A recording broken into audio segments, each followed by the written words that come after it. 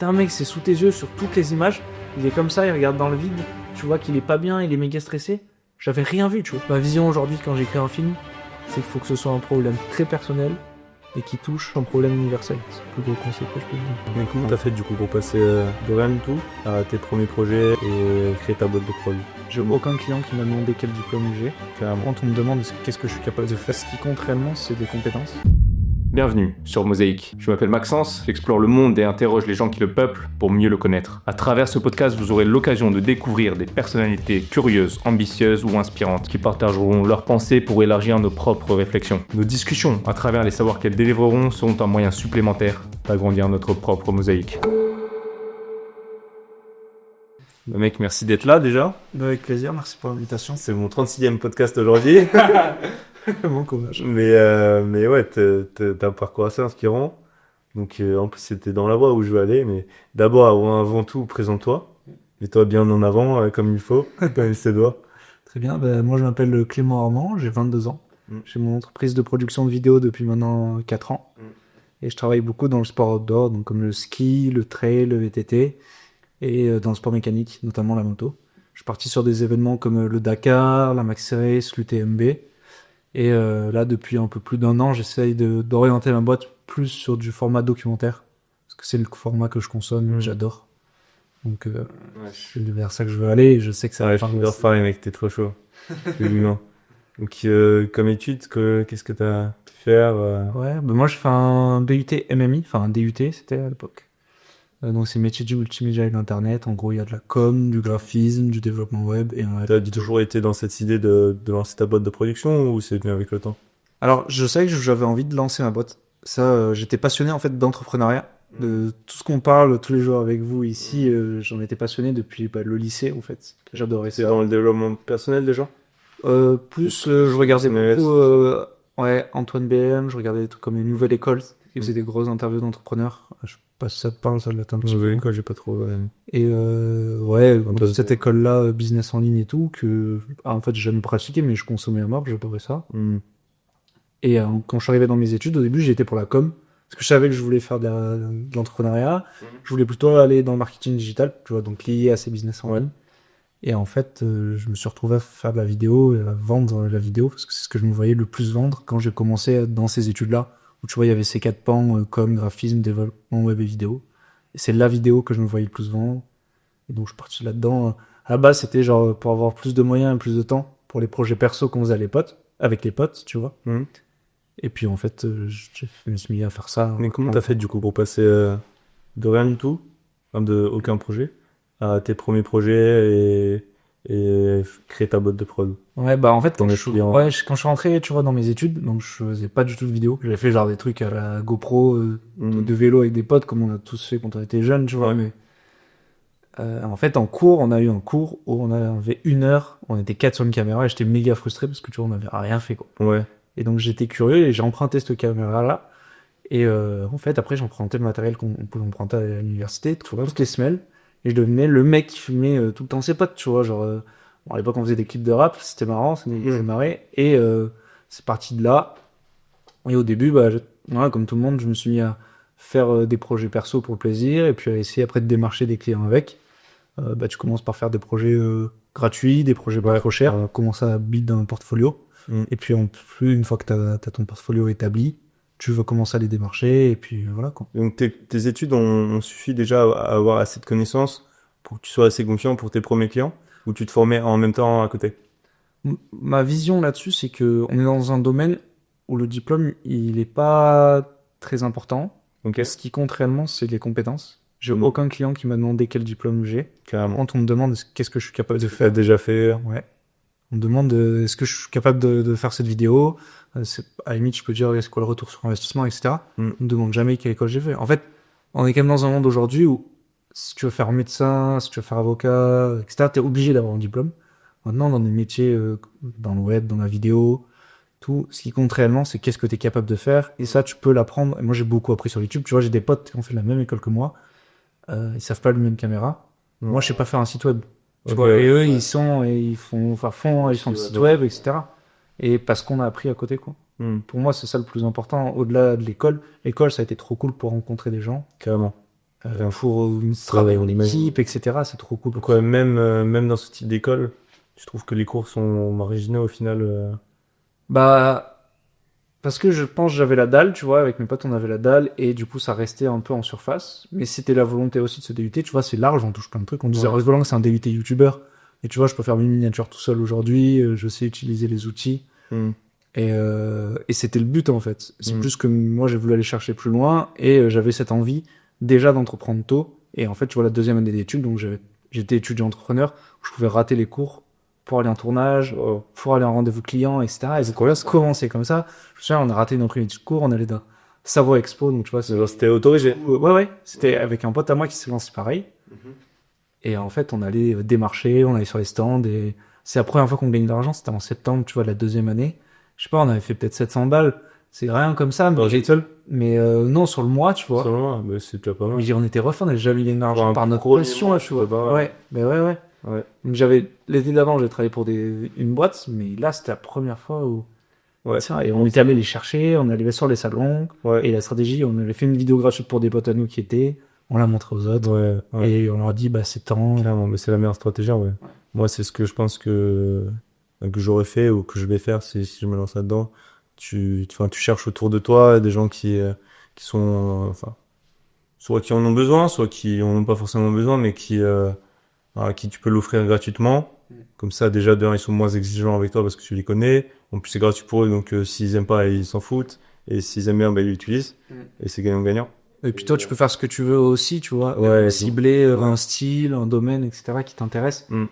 Pas, s'il y a toujours contrainte, quand c'est pour un client qui t'est payé, tu fais pas ce que tu veux. Ouais, Et donc, quand tu veux démarcher avec une vidéo à ton image aussi, tu vois. ouais, carrément. Et aujourd'hui encore, je fais des projets gratuits. Hein. Ok, Enfin, encore. pour les c'est types de plus listes. des projets. Ouais, carrément. En fait, c'est plus dans ce Ouais, sens-là. c'est trop bien ça. C'est que dès que tu vas vouloir aller chercher autre chose, t'es obligé. Tu vois, aujourd'hui, je vais me lancer dans le documentaire. Il y a personne qui va arriver et qui va me dire, tiens, je te paye un documentaire. Enfin, j'ai essayé au début, tu vois, mais personne n'est prêt à monter un budget pour un documentaire d'un mec qui en a jamais fait. Donc j'ai juste pris ma caméra, j'ai passé beaucoup de temps et j'ai fait mon truc, tu vois. Ok, incroyable. C'est un peu ma vision, quoi. Faut se Ouais, débrouiller bah ouais. par soi-même. De toute façon, c'est que des relations. Hein. En fait, tu commences tout en bas. Après, t'essayes de monter un petit peu et c'est petit à petit. Et toi, t'as réussi à aller très haut. Hein. Enfin, en vrai, enfin, tu commences à être pas mal implanté dans le truc. Parle-nous un peu de tes projets. T'as eu des gros projets là récemment. Ouais, bah récemment, mon gros projet là depuis 2 ans, c'est le Dakar. Mm. Donc ça fait 2 ans que je pars réaliser une des premières web-séries en France sur le Dakar. Mm. Et qui a trop bien marché, tu vois. La première année, on passe de 0 à 10 000 abonnés en 7 jours. C'est sur YouTube, donc c'est assez ouf. Et Je la regarde. j'étais tout seul et je sortais un épisode de 20 minutes tous les jours. Donc Ah ouais. Donc, normalement, tu vois, un épisode de 20 minutes, il me faut 3 jours pour le monter. Ouais. Là, tous les jours, je tournais, je montais. Ah ouais, tu l'avais pas en avance. Non, je faisais tournais tout le temps et ça sortait le dans soir. le désert. T'étais dans le désert Ouais. et t'arrivais à avoir des trucs du quali. Enfin, C'était t'aimais vénère. le rendu, pardon, ou Je t'avoue que j'étais assez déçu. Quand je suis rentré, je n'aimais pas du tout la série. le mec qui fait un jour. Voilà. Et en fait, c'est parce que j'étais en mode, mais non, mais alors, je m'insultais tout ça, je te dis, ta gueule, mec. En fait, la réussite, c'est d'avoir réussi pendant 18 jours à délivrer, tu vois. La vidéo, tous les soirs, elle est sortie, t'as fait la miniature, t'as posté. C'est inhumain. Ouais, Fait que ici, pour faire un truc de 4 minutes, je prends une journée et demie. Alors, mec, une vidéo de 20 minutes sur le Dakar. Ah ouais, non, c'est extrême, putain, t'as pas de réseau. Tu fais 8 heures de route toute la journée. Comment tu les mettais en ligne, du coup, même? Bah, on allait chercher, on se déplaçait, on allait sous les antennes, c'était la route. Je dors en moyenne 4h30 par nuit sur un Dakar, tu vois, pendant 20 jours. Là, c'est 4h30 pendant une semaine. Là, ouais, c'est un stage. C'est 20 jours, genre, c'est. Nous, c'est un stage pour les bébés, nous. Ça, c'est un stage de commando. Ouais.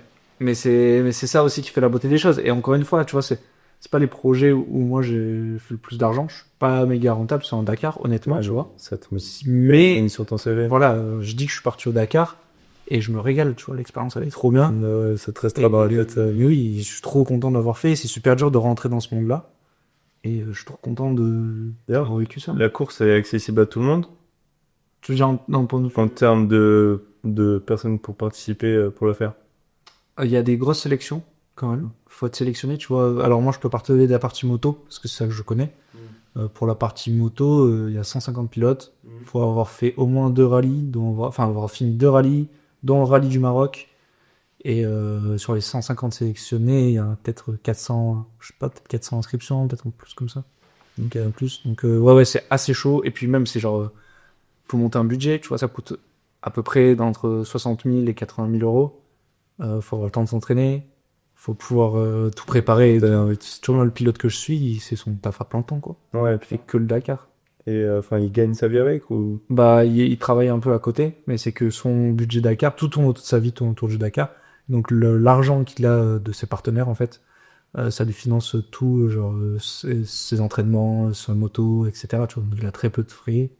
Et c'est comme ça qu'il vit, mais là, à côté, si, il est quand même mécanicien, il est formateur en mécanique, etc. Donc, mais globalement, son projet principal, c'est le Dakar aujourd'hui.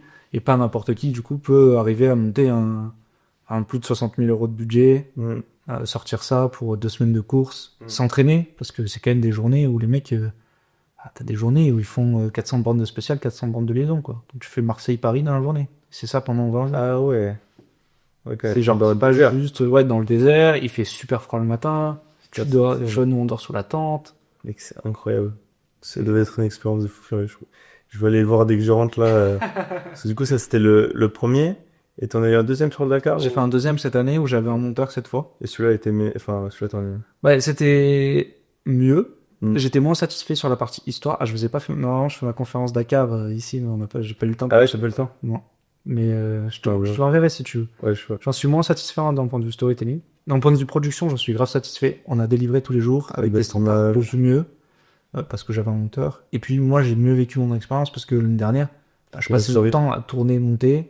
Je faisais que de me dire putain, là faut que j'aille monter. Ouais, mais j'ai des images à filmer. Qu'est-ce que je fais et tout. Du coup, je discutais avec personne et tout. Là, c'était mieux. Je suis pas plus dormi, mais je passais un meilleur moment. Tu vois. Donc, Prochaine fois, t'as un cadreur en plus. c'est pour 2026. Le but, là, c'est le futur de ce projet. Donc 2025, on sait pas exactement dans quel axe on part. Je pense qu'on va refaire une série parce que on kiffe ça, ça marche, les gens sont intéressés et tout. 2026, ce serait faire un projet qui sort plus tard, pas en daily comme on fait là. Ouais, Faut avoir un documentaire. truc qui me plaît plus en fait. Parce que ça me saoule un peu t'es frustré tous les soirs quoi. Ouais, Sur une vidéo, t'en es pas satisfait. Ils me disent c'est parce que t'es perfectionniste. Non, c'est juste que c'est pas dans mes standards en fait. T'as pas une journée pour faire une vidéo, c'est. T'as pas le temps de bosser, t'as pas le temps de faire la photo. Les gens se rendent pas compte, mais se rendent pas compte. t'as tellement de choses à gérer pour une vidéo. C'est aberrant le nombre de choses qu'il faut connaître pour faire une vidéo et pour en faire une dans rendu professionnel. C'est encore au-dessus, genre. Parce que pour les films, par exemple, t'as des équipes sur chaque partie de la production. Ouais. Alors que là, mec, tu dois faire tout quasiment tout seul. Mais ça, c'est que t'es à la fois t'es cadreur, t'es monteur, t'es coloriste, t'es ingé son, Alors que c'est un métier à part, tu vois. Oui, mais oui. À la télé, t'as un mec pour chaque télé. T'as un mec qui déroche, t'as un mec qui monte, t'as un mec qui fait la colo, t'as un mec qui fait le son, tu vois. Ouais. Tu fais tout. Mais après, moi, c'est un truc quand même qui me drive. J'ai ce truc, je pense que je suis pas trop mauvais en film événementiel et c'est pour ça qu'on m'appelle pas mal là-dedans. C'est que bosser sous pression, ça m'anime. Genre, il y a un truc, j'aime bien, c'est un bon stress en fait. Et j'aime bien travailler vite, j'aime bien travailler dans ces conditions, tu vois. Donc je me régale quand même. Ça, je vais faire une comparaison qui est pas du tout comparable, mais l'année dernière pour le V2, tu vois. Donc j'étais au V2 et on avait un petit peu des trucs à créer, etc. Et en vrai, je vous connais un petit peu, enfin, ouais, si des gens écoutent, ils vont trouver ça dedans, mais ouais, on était tout le temps sous pression aussi, tu vois. On faisait des nuits blanches, je me souviens, bon, les projets tu les regardes. Tu vas rigoler, tu vois, c'est éclaté, mais c'était mes premiers, tu vois. Et je me rappelle, il y en avait certains, on les filmait dans la soirée, dans la journée, et je devais faire tout le montage dans la nuit et le sortir à 8h le lendemain. Enfin, c'était aberrant, mais je vois ce que c'est haletant, tu vois, t'es à fond. Ouais, carrément. T'as pas le temps de lever la tête, mais en même temps, c'est satisfaisant quand t'arrives à la fin. En plus, on a gagné, donc c'était cool, tu vois. Mais il y a des gens, ils supportent pas, par exemple. Tu vois, ils sont beaucoup plus faire des trucs posés, longs. Ouais, bah, il y en a, enfin, temps. si ça sort des genre 9h, 18h, c'est pas bon pour eux. Oui. Non, mais tu vois, au-delà même de ce cadre un peu 9h, 18h et tout, c'est que, il y en a, ils subissent mal ce stress-là. Et je pense que c'est plus un fair advantage, tu vois, genre spécifique à toi ou à moi. Ça se travaille aussi, je pense. Je pense que ça se travaille, mais il y a quand même ce truc où pense que ça vient de quand on était plus jeune ou quoi, on a fait des trucs, toi, t'as fait beaucoup de sport, etc., où du coup, on a des moments sous pression, que ce soit en compétition, un truc comme ça. Et du coup, je pense que c'est ça qui drive à avoir ces moments. Ouais. Moi, je le vois un peu comme ça. Après, moi, j'étais pas très confiant quand j'étais petit. Ok. Bah, après, c'est vrai, j'ai quand même fait pas mal de judo. Donc, t'as vécu ces moments de stress Ouais, en c'était des compétition, compétitions. tu vois. En plus, le judo, en vrai, ouais, c'est quand même. T'es Niveau en stress, confrontation avec T'es quelqu'un, en tu vois. confrontation avec quelqu'un, le truc, tu pars sur toute la journée avec tes darons et tout, pour genre 5 minutes de combat, même pas, tu vois. Genre vraiment, tu fais un combat, il dure entre 2 et 5 minutes. Et ouais, si tu te foires, bah vas-y, tu rentres chez toi et ça fait la merde, tu vois. Et t'as décidé tout le long. Donc ouais, c'est vrai que la pression était quand même assez importante sur ces trucs-là, même si bah, c'est amateur de fou. Enfin, Bien sûr. Vraiment, j'étais éclaté, hein, mais Oui, mais quand t'es jeune, J'ai- c'est ouais, c'est quand même, ouais, quand t'es jeune, c'est quand même quelque chose. Mais ouais, je pense que le sport apporte beaucoup sur tout ce côté-là, mindset. C'est aussi pour ça que bah, là, je suis un Ironman, parce que je suis convaincu que ça va m'apporter énormément, et ça l'a déjà fait, hein, niveau mindset et tout. Moi aussi, cette semaine, je me suis quasiment pas entraîné. Ouais, mais c'est des focus. Ouais. C'est comme l'Ironman. J'espère que je vais pas le payer. Ouais. Oui. En vrai, c'est chaud, hein. Une semaine sans entraînement, il m'en faut 2 pour revenir. Ouais. Et Il là, reste un mois et demi. Tu passes un gros bloc là en rentrant. Ouais, là, franchement, C'est fou. Faut Parce qu'on- qu'on ça dessus. Hein. parce qu'en plus, ouais, il y a la semaine d'affûtage et tout, tu vois. Putain, si j'ai tout foiré. Ouais, je prends des lances. Non, en vrai, ça va le faire, ça va le faire. Tranquille. Mais ouais, pour revenir sur toi, donc c'était pas ton seul projet, du coup, le Dakar. Non, après, il y en a d'autres. Mon film de ski qui vient de sortir. Et cette année, donc, je reviens beaucoup plus sur des documentaires. Donc, tu vois, j'ai fait un documentaire pour The North Face sur un film de ski dans les Écrins. Là, mon gros projet de l'année dernière, c'est un 52 minutes sur lequel j'ai suivi pendant une saison un jeune qui est diabétique et qui est dans un team international de vélo. Et ça, c'est mon bébé aussi comme projet. Justement, voilà, ça, c'est un projet, par exemple, où je fais pas d'argent dessus. Mais par contre, j'avais vraiment envie de le faire justement pour moi. En fait, j'ai toujours pas démarché. Je vais démarcher des marques que ça peut intéresser, tu vois, que ce soit dans le vélo ou dans le diabète. Mais je veux que la partie créative, Ce soit 100% toi. moi, tu vois, et qu'il n'y ait Tu vois. pas de biais de faut qu'on voit le vélo à tel moment, faut qu'il y ait non, je veux que ce soit à l'image de ce que j'imaginais. J'ai mis des gros moyens personnellement, tu vois. Ça m'a fait plus d'une vingtaine de jours de tournage. Donc c'est des jours où je bosse pas, tu vois. Et en montage, j'ai bossé très très vite dessus parce qu'on a fait une avant-première et j'avais genre que 2 semaines pour le monter. Normalement, il faudrait 50 jours, tu vois. Mais c'est quand même voilà, j'ai tout filmé en anamorphique, donc c'est un style un peu particulier parce que j'avais cette vision et je voulais que ce soit ce que j'avais en tête, tu vois. Mais c'est un projet où je pense que le retour sur investissement derrière il peut être intéressant, pas directement là-dessus, Ouais, mais à long terme, donc, soit aux dans prestataires et tout, ils vont pour ça. Ouais, comme si 2-3 ans, tu vois, arriver à vendre ce genre de projet-là. Mm. C'est ça qui m'intéresserait. Et ça t'intéresse pas de faire des trucs pour toi? Enfin, je veux dire, tu le fais pour toi, bien sûr, mais genre des projets où c'est une aventure tournée autour de toi ou des choses comme ça, tu vois. Alors forcément, j'ai réfléchi beaucoup. En plus, j'ai quelques potes qui se mettent à le faire, tu vois, qui étaient vidéastes et qui en ont marre de raconter justement L'histoire des autres, ouais, L'histoire parce que des là, autres. c'est à mettre en valeur les autres, mais en vrai, toi, tu te mets pas trop en valeur, t'es tout le temps dans l'ombre et tout. Mais parce que pour l'instant, j'estime que j'ai pas encore assez à raconter. Tu vois, là, je viens de lancer une chaîne. T'as pas écouté ou quoi, là? T'as rien écouté cette semaine? Non, mais alors, si, justement, c'est pour ça, je trouve qu'il y a. Enfin, ça va à l'opposition de tout ce qu'on vous a conseillé cette semaine, mais je trouve qu'il y a des mecs qui partagent du contenu alors qu'ils ont rien vécu et donc ça a pas d'intérêt. Et pour l'instant, je n'avais pas envie de raconter. Quand tu regardes Timao, par exemple. Mais Timao, il a vécu des trucs de fou. Mec, il a a des fait, expériences. il a fait 1 an de vidéos dans sa chambre, chez ses parents, avec quasiment rien, tu Ouais, vois. bien sûr, mais moi j'avais envie de d'abord me scale moi Oui, je vois. avant Je de pense de que- montrer. Et c'est pour ça que tu vois, là j'en lance sur YouTube, mais je veux pas que ce soit en mode YouTuber. Je veux pas me mettre moi en avant, c'est plus partager ce que je fais dans mon côté boîte de prod.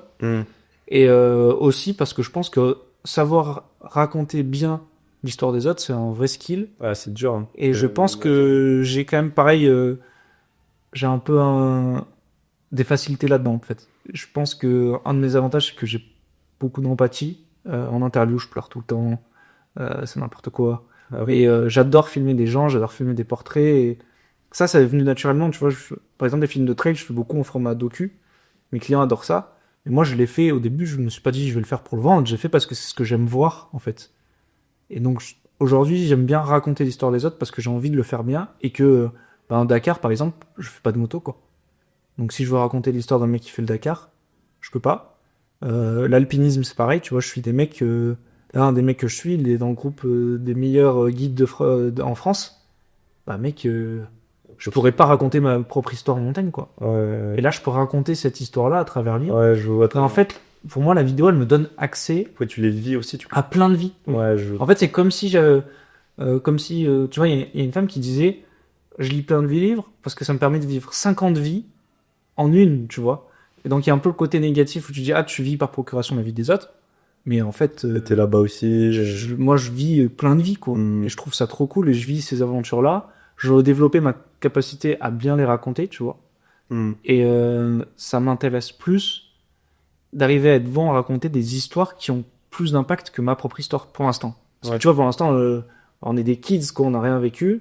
Je pense que toi, tu as des trucs super cool à raconter sur ton Ironman, sur tes aventures, etc. Tu vois, ça veut pas dire, ma vision ne veut pas dire que toi, ce que tu fais, ça correspond pas. Hein. Mm. Mais moi, ma vision, c'est plus, je veux d'abord vivre des choses, raconter des histoires des autres. Tu vois, le diabétique, pour le coup, il est beaucoup plus jeune que moi, tu vois, c'est un Donc, tu voudras. 2008, tu vois. Ah ouais, putain. Mais en fait, il a vécu des trucs de zinzin, et pour moi, son histoire, elle a plus de valeur à raconter qu'à lui. Ouais, je suis pas sûr. Parce qu'en vrai, mec, déjà, t'as fait des projets de fou. Genre là, rien que tout ce que t'as fait, c'était déjà. Enfin, tu t'aurais déjà regardé exploser. Tu vas comprendre après. Ouais, faut que je regarde. déjà. mais même, enfin, tu peux te positionner comme on le dit souvent, soit en expert, soit en aventurier. Et enfin, même, tu le sais très bien. T'aurais pu te mettre, tu vois, en aventurier un petit peu pour te montrer ta vie pendant le Dakar ou des trucs dans le genre, tu vois. Ouais. Mais c'est qu'après, le truc, c'est. Bah alors, si tu veux que je sois très honnête, j'ai beaucoup de mal à parler de moi, quand même. Je vois. Et à m'exposer et créer du contenu. J'avais beaucoup de mal avec moi-même. Tu vois, je me suis mis là il y a quelques semaines en podcast, je passe en vidéo, etc. Parce que j'ai fait un gros travail avec moi ici au château, tu vois, en février. Ça m'a débloqué mentalement. Clairement. Et c'est pour ça que je m'y mets. Mais pour l'instant, ouais, pas dans un axe de je veux raconter ma propre aventure. Je préfère continuer là-dessus. Ok. Même si voilà, j'ai vécu des trucs, mais tu vois, tant que j'avais pas vécu ces trucs-là au Dakar, Tu te pour sentais l'instant, pas j'avais pas, légitime. parce qu'en fait, je trouve pas d'intérêt à raconter la même chose que ce que tout le monde a fait. Pour moi, quand je crée un contenu, je veux apporter quelque chose de différent, pas forcément quelque chose de mieux, mais quelque chose d'autre. Et aujourd'hui, je me vois bien faire du making of sur le Dakar parce que je suis le seul mec français, on est deux, enfin, sauf ceux qui travaillent, mais qui font ce format-là de série, on est deux. L'autre gars, il fera jamais de vidéo YouTube non plus. Donc là, j'ai quelque chose à apporter. Là, j'ai un truc que personne d'autre. Et pareil, bah, sur le film de ski que je viens de faire pour The North Face, il y a eu plein de films de ski, mais personne n'en parle. Maintenant, si je faisais une vidéo comment être vidéaste, à 50 000, Ah, il y a 30. je vais raconter la même chose que tous les autres parce que voilà, il n'y a pas de recette magique, tu vois. Et j'ai envie de faire un contenu qui sort de ce qu'on peut voir, etc. Tu vois. Clairement. Donc pour ça, il fallait que j'ai eu de l'expérience. Et c'est un peu ma social proof aussi, tu vois. Ouais. Il fallait que j'ai vécu des trucs pour pouvoir les raconter en vidéo. En plus, toi, c'est sûr que c'est pas du coup des. T'as la chance d'être du coup dans le milieu de la vidéo et pas, par exemple, comme quelqu'un qui ferait, je sais pas, par exemple, plus un Ironman tout seul et qui se dirait, ouais, il faut que je vise des choses pour les raconter, mais au final, il sait pas du coup les raconter, il sait pas les mettre en avant, il sait pas filmer ni rien. Donc au final, il peut pas trop le faire. Toi, du coup, dès que t'auras envie de le faire, tu pourras raconter des histoires de fous et avoir des images de fous parce que t'es déjà au milieu de tout ça. Ouais, mais c'est ça, tu vois, genre quand je fais une vidéo YouTube où j'explique les coulisses de The North Face, les gars ils sont en mode, oh, les images sont trop belles, tu vois. Moi j'ai juste pris mon export, j'ai posé les plans par-dessus, j'ai même pas calculé, tu vois, j'ai genre juste. Ouais. Et par contre, le revers de la médaille, c'est que du coup pour mes vidéos YouTube, je m'impose d'avoir des standards quand même assez hauts. Et ça peut être un frein parce que, bah, par exemple, quand je filme ici, j'ai pas mes lights, c'est les lights de Noé. Elles sont pas ouf, tu vois, enfin elles sont pas ce que j'utilise d'habitude. Et donc ça me freine quand même dans la création. Je vois. Parce que je peux pas me permettre d'avoir une image pas ouf. Parce que je vais être jugé là-dessus vu que c'est ce que je vends. C'est pour ça que je m'éclate bien en podcast.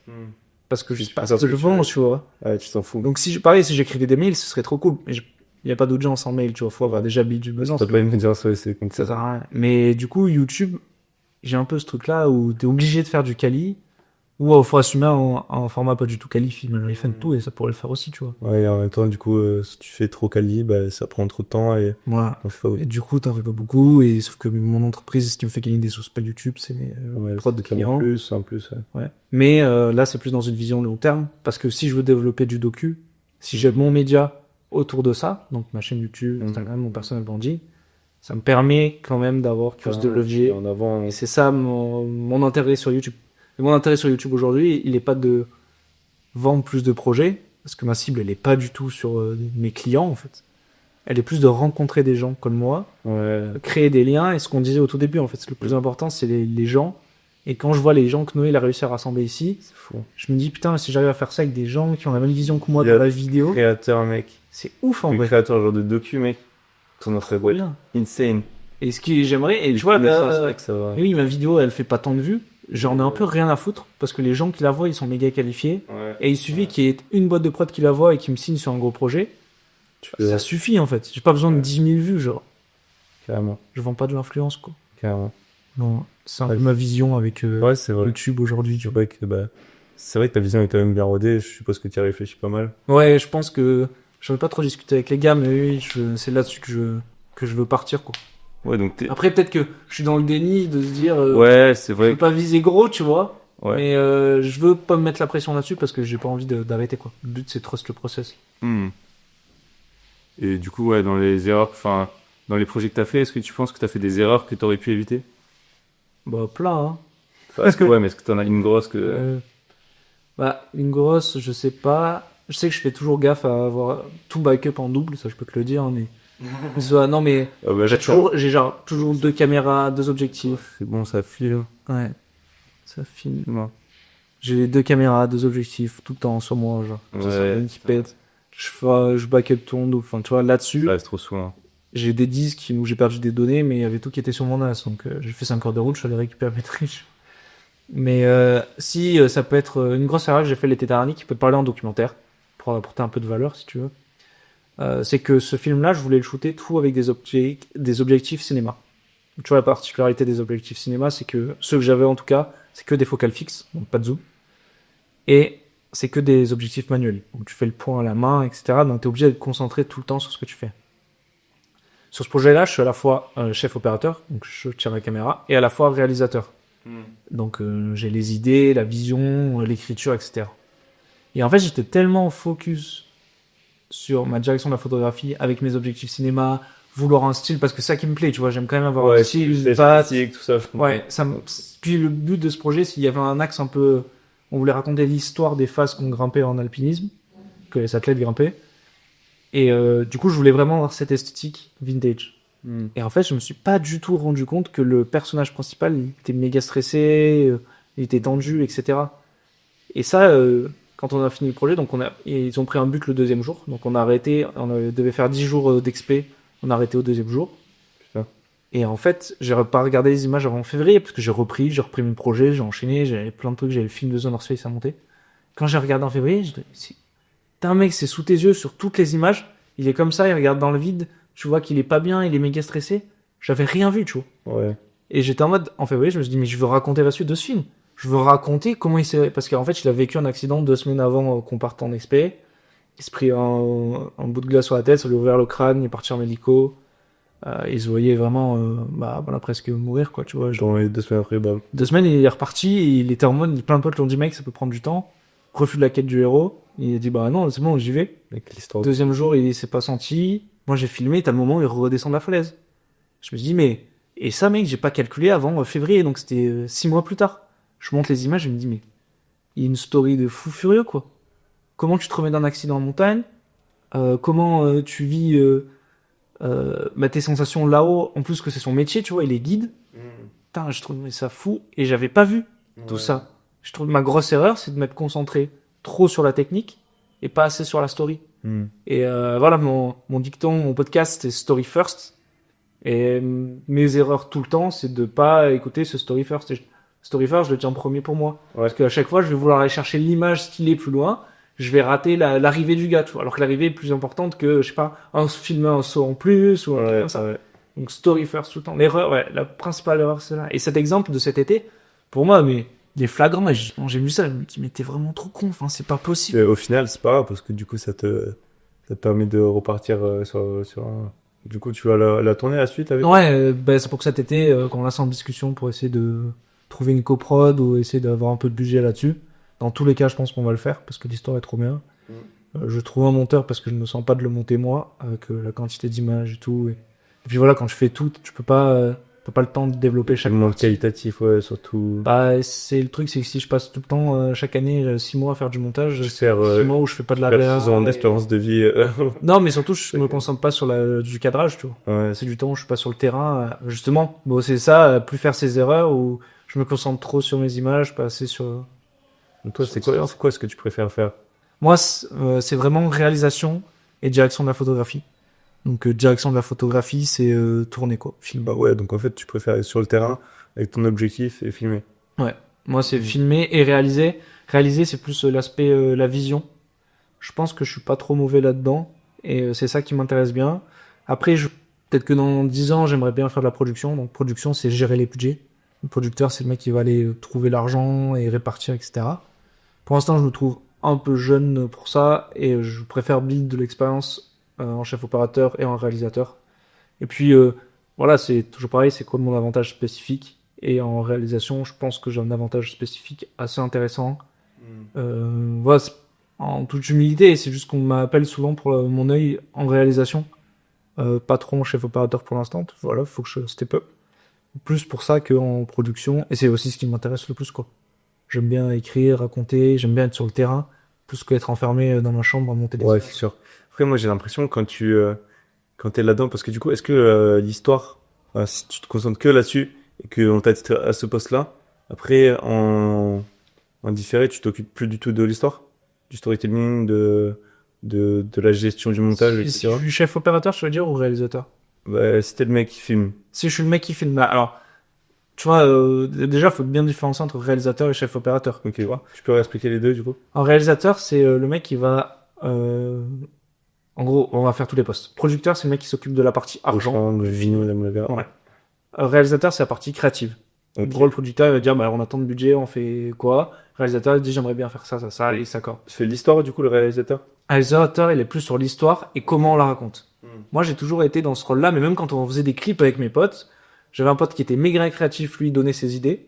Et moi, c'était comment concrètement on transforme cette idée farfelue en image et on fait que ça rende bien, tu vois. Et j'ai toujours eu ce rôle-là, et c'est moi, c'est ça qui me plaît. Et ensuite, le réalisateur, il travaille souvent avec un chef opérateur qui tient la caméra. Ou un directeur de la photographie, tu vois, c'est pareil. Donc, En documentaire, c'est à peu près... Mais bon, quand on est à notre taille, bah, je fais un peu tout, quoi. Je fais tous les rôles.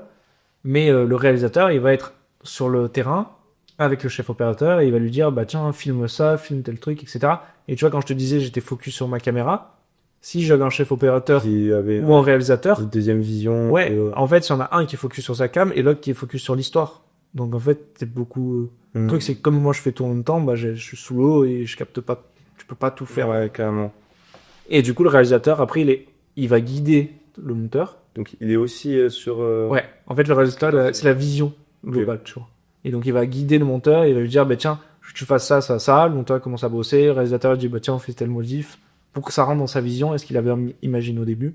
Le producteur, il s'assure aussi que tout soit comme ils avaient imaginé en amont, comme ils ont vendu aux marques, etc. Et que ça rentre dans le cahier des charges, tu vois. Mais producteur plus sur la partie argent et réalisateur plus sur la partie créative. Ok. Voilà. Et donc, pour me compléter, aujourd'hui, je travaille pas mal avec un pote qui est monteur et qui, lui, s'intéressait à la production. Du coup, on est hyper complémentaires parce que moi, j'ai pas trop envie de m'intéresser à la production, gestion de projet, pour l'instant. Mais j'ai besoin de travailler des producteurs, tu vois.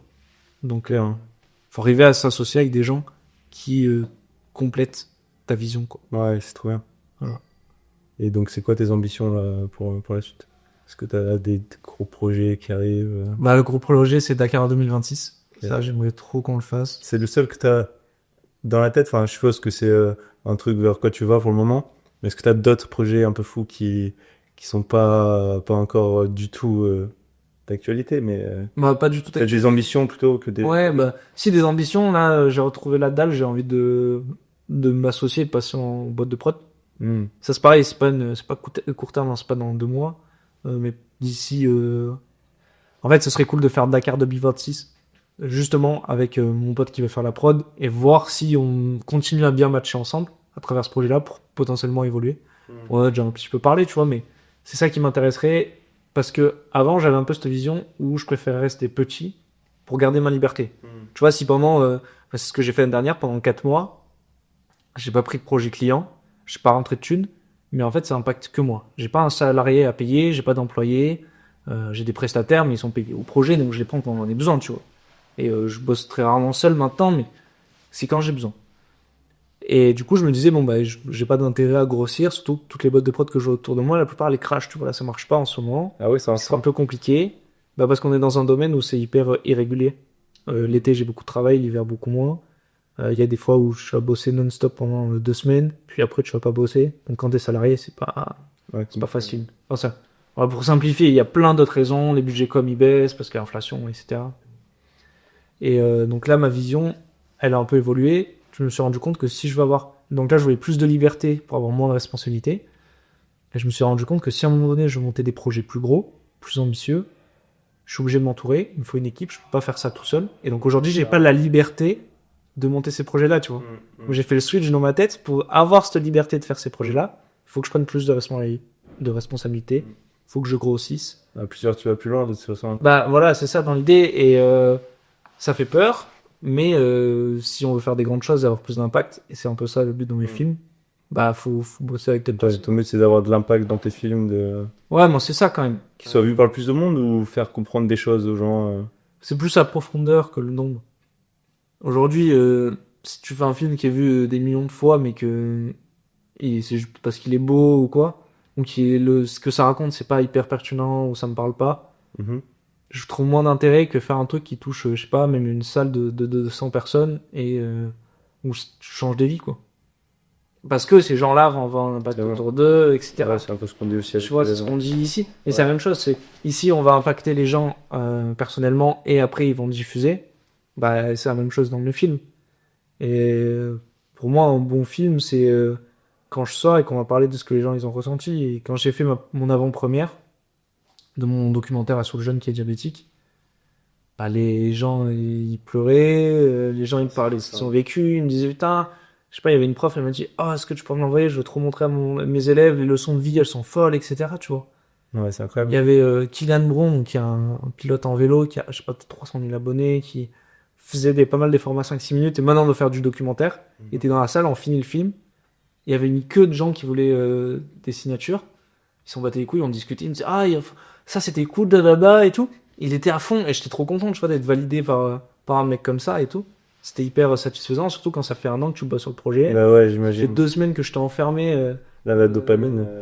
où je me levais à 4h30 tous les jours pour bosser. Ouais, mais c'est ça qui est wow. Et là, tu sors et pour moi, c'est ça le vrai goal. Et c'est aussi d'avoir ce truc en physique. Ça m'intéresse beaucoup plus que sur YouTube, quoi. Carrément. Rencontrer les gens qui viennent dans une salle de cinéma et tout. Carrément, ça a tout de suite plus de sens. C'est pas du tout la même démarche. Ouais, derrière un écran, bon, bah, t'appuies sur le bouton, où tu vois des commentaires, ok, des likes. Mais en vrai, ouais, d'avoir quelqu'un en face de toi qui dit, ouais, c'est trop bien. C'est fou. Ouais, mais ça, c'est pas tout le même rapport. C'est stressant. Tu vois, si un jour je suis diffusé dans une Ouais. salle, Mais mec, déjà, moi, c'est mon premier projet, mec, le stress va être moyenne. mais moi, le truc, c'est que j'ai vécu ça en étudiant, tu vois, où on diffusait nos films devant un amphi de Ouais. 150 personnes. Des gens que de l'école. Ouais. Ouais. Et j'étais beaucoup plus stressé à cette époque-là qu'aujourd'hui, tu vois. Parce que j'ai pris l'expérience et tout. Mais mec, là, C'est toujours méga stressant, tu vois. Là, les c'est darons et folle. tout, s'il faut des gens qu'on connaît pas, Mais tu te dis, putain, le mec, il est obligé d'être assis dans la vidéo. Il est pas sur YouTube, il peut pas passer à la suivante. peut pas Tu peux pas dire, Ouais. vas-y, suis en x2, genre. Tu vois, il est obligé d'être là. Ouais. Et ça, je trouve ça fou. Il s'est déplacé pour être là. Et quand je fais la diffusion, moi, c'était pas une version finale, tu vois, c'était une V1. Le film est toujours pas fini, c'était il y a bientôt 4 mois, tu vois. Je regarde à quel moment les gens décrochent, à quel moment, Ouais. tu sais, ils regardent leur téléphone ou... Putain, là, par exemple, je sais que quand il y a quelqu'un qui rentre dans une salle, souvent tu te retournes, tu vois, par réflexe. Là, mon gars, personne n'a décroché l'écran. C'est trop bien. J'ai câblé, genre. C'est trop bien. J'étais en mode, what? Et ça, c'est la plus grande satisfaction, ouais. Ouais. Au-delà de faire des centaines de minutes sur YouTube. Mec, faut que je devienne ton poulain, faut que tu m'apprennes tout le métier.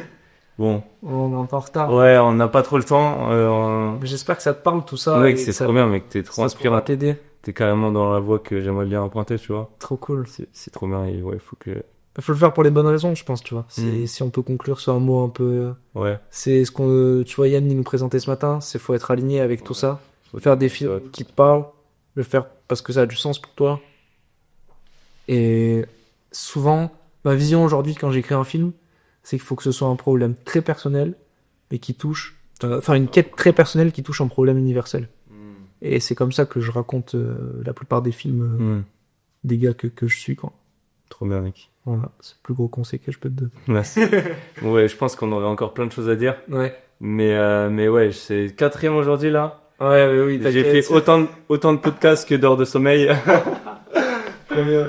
Là, je suis un peu HS, mais j'espère que ça a été quand même intéressant pour tout le monde qui écoute. J'espère que bon, il y aura des gens qui. Ouais, on va raconter des trucs cool. Mais... Ouais.